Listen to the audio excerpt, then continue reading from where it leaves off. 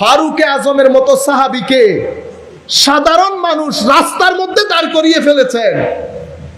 ফারুকে আজম যখন পার্লামেন্টে, তখনকার যুগের পার্লামেন্ট অনুযায়ী, তখন হঠাৎ করে চট্টগ্রামে যেমন মহারানা বেশি, ফারুকে আজমের জমানায় মহারানা বেড়ে গেছে।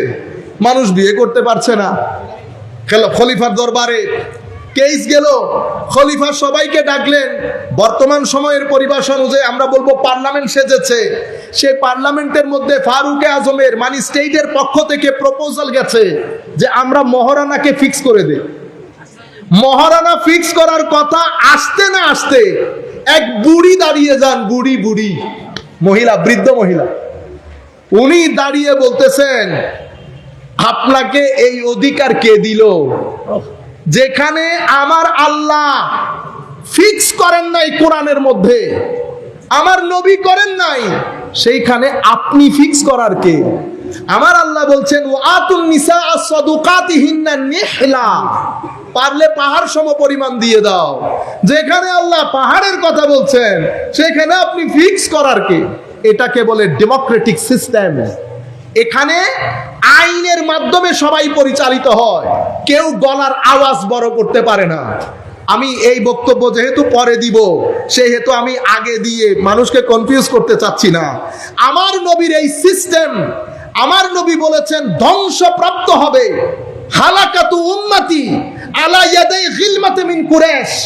কুরাইশের কিছু ইম্যাচিওর ছোট ছোট নাবালেক শাসকের হাতে আমার উম্মত ধ্বংস হবে। তো উম্মত যখন, আমি পলিটিক্যাল ক্রাইসিসের কথা বলেছি আপনাদেরকে, এই বিষয়টা যখন কারবালা পর্যন্ত গড়ানোর আগে ইয়াজিদের হাতে যখন পাওয়ার গেছে, ক্ষমতা যখন, মুসলিম পাওয়ার, মুসলমানদের সামগ্রিক অবস্থা যখন নড়ে বড়ে, আমার নবী হযরত ইমাম হুসাইনকে বলেছেন উম্মত। কি বলেছেন? উম্মত।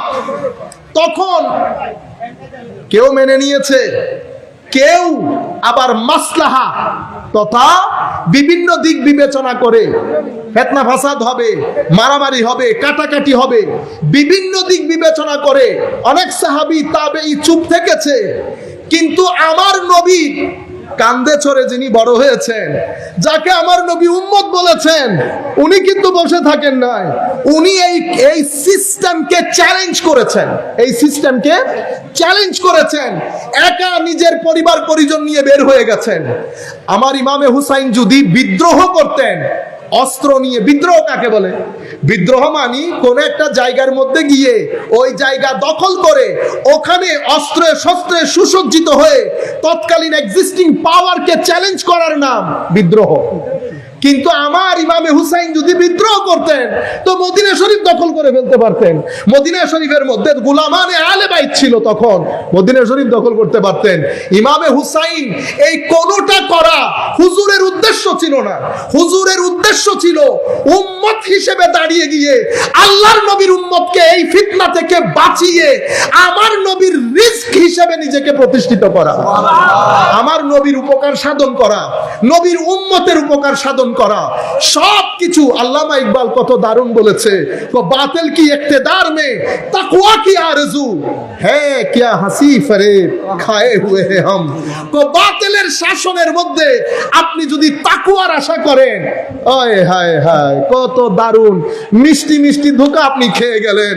তখন আল্লামা ইকবাল আরো চমৎকার কথা বলেছেন, তো বলেছে কাতিল মোহব্বত कातिल से भी मकतूल से हमदर्दी भी, मोहब्बत कातिल से भी मकतूल से हमदर्दी भी, ये बता हशर में मोहब्बत का सेला किससे मांगेगा। मोहब्बत এখানেও যিনি মেরেছেন মোহব্বত তার জন্য, যাকে মারা হয়েছে মোহব্বত আবার তার জন্য। তো আল্লামা ইকবাল বলছে ये बता हशर में अकीदत का सेला किससे मांगेगा।